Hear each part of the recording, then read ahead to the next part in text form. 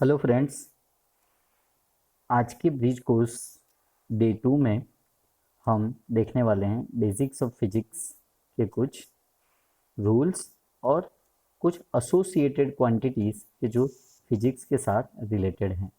मैं नीलेश त्रिपाठी आप लोगों का इस सेशन के लिए स्वागत करता हूं। चलिए आगे बढ़ते हैं बेसिक्स ऑफ फिजिक्स की क्वांटिटीज़ के बारे में जानने के लिए। सबसे पहले स्टार्ट करते हैं फिजिक्स की डेफिनेशन से। तो फिजिक्स की डेफिनेशन समझने के लिए मैंने यहाँ पे कुछ एनिमेटेड पिक्स रखे हैं जिससे आपको कुछ आइडिया आएगा।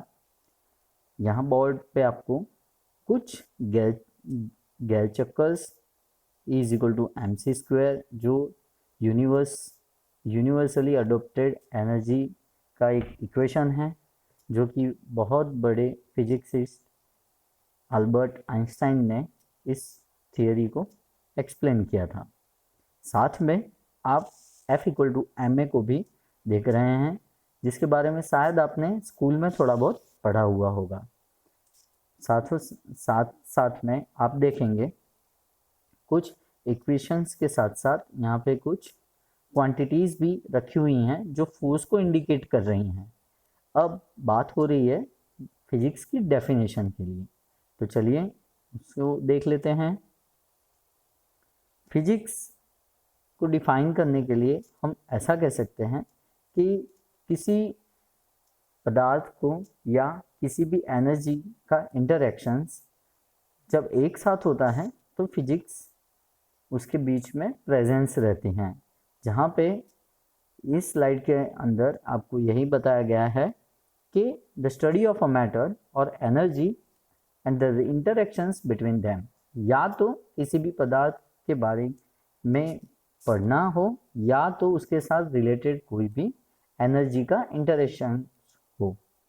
यहाँ पे एक इमेज में आपको सोलर की पिक दी हुई है, सो फिजिक्स को ही रिप्रेजेंट कर रही है। फिजिक्स को हम ऐसे भी कह सकते हैं कि किसी भी चीज़ का फंडामेंटली ऑब्जर्विंग या एक्सपेरिमेंटिंग लेवल और बार बार उसके एक्सट्रीम लेवल तक जाना, उसे हम फिजिक्स कहते हैं। नाम ग्रीक वर्ड पे से आया हुआ है, इसीलिए हमने इसको फिजिक्स एब्रीवेटेड फॉर्म में कहते हैं। आगे देखते हैं। बहुत सारी एसोसिएटेड क्वांटिटीज़ हैं जैसे कि प्रेशर, तो किसी भी प्रकार का फोर्स जो कोई भी यूनिट एरिया में एप्लीकेबल हो। वेव फ्रंट्स यानी कि जो भी सिग्नल्स जो हम डे टू डे लाइफ में यूज़ करते हैं। Transverse waves, period of waves, electric field जो कि हमारे आसपास या मैग्नेटिक फील्ड भी होता है।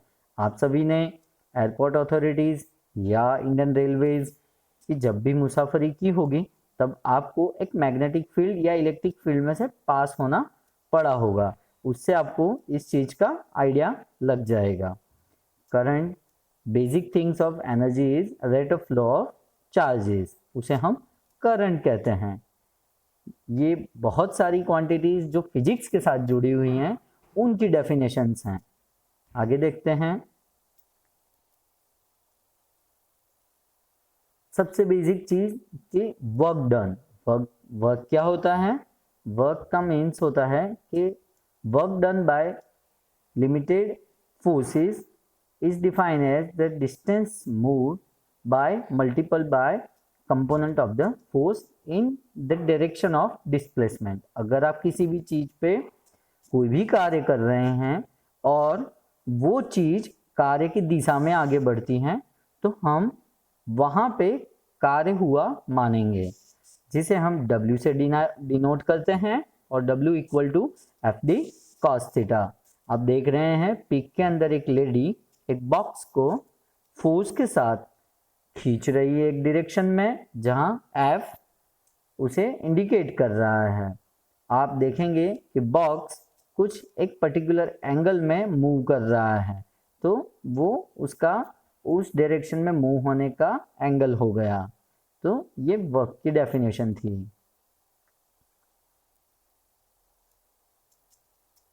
वर्क को हम इस तरह भी समझ सकते हैं कि अगर यहाँ पे जो पीक में आप देख रहे हैं तो दोनों अपोजिट डायरेक्शन में स्ट्रेचिंग कर रहे हैं, तो क्या आप कहेंगे कि यहाँ पे वर्क हो रहा है?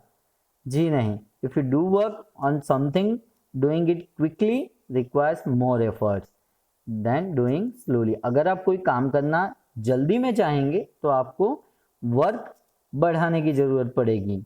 जैसे कि आप स्लोली काम करते हैं उसमें उतना एफर्ट लगाने की ज़रूरत नहीं पड़ती है। यहाँ पे कोई कार्य नहीं हो रहा है क्योंकि दोनों ही वर्क एक दूसरे की अपोजिट डायरेक्शन में होने के कारण रोप वहाँ पे स्टेडी रहेगी। डिफरेंट टाइप्स ऑफ फोर्सेस के बारे में देखते हैं। जैसे कि यहाँ पे 3 इमेजेस दिखाई गई हैं। एक स्टैंडिंग पोजीशन में फोर्स और D F equal to D cos theta है, तो यहाँ पे एंगल कोई भी नहीं बन रहा है, जबकि साइड वाली इमेज में वॉकिंग की डायरेक्शन है तो एक एंगल बनता है। जबकि नीचे आप देखिए एक रोप पे की अगर आप किसी भी सीढ़ियों पे चढ़ रहे हैं तो पर्टिकुलर फोर्स के साथ आप डायरेक्शन में जाते हैं तो वहाँ पे आपको फोर्स अप्लाई करना पड़ेगा। सेकंड इमेज देखिए, अगर वॉकिंग डायरेक्शन है तो आपका कोई ना कोई पर्टिकुलर एंगल जरूर ही बनेगा, तब उस डायरेक्शन में फोर्स लग रहा है ऐसा हम कह सकते हैं। Definition in terms of mathematics देखते हैं वर्क की, तो force acting upon an object to cause a displacement. अगर किसी भी चीज पे फोर्स लग रहा है और वो चीज उस डायरेक्शन में डिस्प्लेस कर रही है तो वहां पे कार्य हुआ है ऐसा हम मानेंगे। आगे देखते हैं potential energies in terms of physics. बहुत सारी एनर्जीज फिजिक्स के साथ जुड़ी हुई होती है। जैसे कि मैंने यहाँ पे पोटेंशियल एनर्जी जो सबसे बेसिक है उसके बारे में बताया है। आप देखेंगे कि यहाँ पे जब कार इनिशियल मूवमेंट पे है तब वो एनर्जी इन कर रही है, जबकि टॉप लेवल पे पहुंचते ही उसके पास ग्रेविटी ऐड होती है। ग्रेविटी ऐड होते ही जब वो नीचे की तरफ आएगी तो एनर्जी को रिलीज करेगी। ये पोटेंशियल एनर्जी को बताता है और ये पोटेंशियल एनर्जी फिजिक्स के साथ एसोसिएटेड होती है इन टर्म्स ऑफ ग्रेविटी। काफ़ी सारी एनर्जीज हैं जो फिजिक्स के साथ कोलैबोरेट करती हैं, जिसका क्लासिफिकेशन मैंने कुछ इस तरह से यहाँ दिया है। एनर्जी के main 2 parts, kinetic energy and potential energy. Kinetic energy हम उसे कहते हैं जहाँ पे एनर्जी की कोई मूवमेंट हो रही हो। पोटेंशियल एनर्जी स्टोर्ड एनर्जी गिनाती है। काइनेटिक एनर्जी में क्या क्या चीज़ें आएंगी? Thermal energy, mechanical energy, electrical energy और मैग्नेटिक एनर्जी। एक एक एग्जांपल उसके लिए अगर हम बताना चाहें तो एनर्जी ऑफ मूविंग पार्टिकल्स, जैसे किसी भी मटेरियल को आप घिसेंगे तो रब करने पे थर्मल हीट वहाँ पे जनरेट होती है। मिसाल के तौर पे अगर आप अपना हाथ भी घिसेंगे तो आपको वहाँ पे गर्मी महसूस होगी। Mechanical energy, energy of objects in motion, अगर किसी भी चीज़ का मोशन हो रहा है तो वहाँ पे हमें मैकेनिकल एनर्जी मिलेगी। इलेक्ट्रिकल एनर्जी आप सब जानते हैं कि energy of particles moving through a wire, electricity जो हमें वायर के थ्रू मिलती है। Magnetic energy, energy causing push और पुल, मैग्नेटिक एनर्जी भी उसी के जैसा एक उदाहरण है। इधर देखते हैं potential energy, stored energy in terms of chemical energy, जैसे कि battery, elastic energy, energy stored in objects that are stretched. आपको पता है जो अभी अम्यूजमेंट पार्क्स में कुछ फन गेम्स में इलास्टिक एनर्जीज का यूज करके फन गेम्स भी प्रिपेयर किए जाते हैं, जहाँ पे आप जंपिंग जैक्स पे इलास्टिक एनर्जी को महसूस कर सकते हैं। Stored energy as a nuclear energy, आपको पता है radio active materials nuclear energy को अपने पास रखते हैं। जब भी उन पे चैन रिएक्शन किया जाता है तो बहुत सारी मात्रा में हीट डेवलप होती है और उसी हीट की बदौलत हम पावर जनरेट कर सकते हैं, और हमारी बेसिक नीड भी तो पावर है। आखिरकार अगर पावर रहेगा तभी तो हम दूसरी एसोसिएटेड क्वांटिटीज का कार्य करवा पाएंगे। Gravitational energy which is energy stored in object when it is above the earth surface. जब कोई चीज अर्थ की सरफेस से ऊपर होती है तो उसके पास ग्रेविटी ऐड होने की वजह से ग्रेविटेशनल एनर्जी भी जनरेट होती है, तो उसे भी हम एक पोटेंशियल एनर्जी का दौर मानेंगे।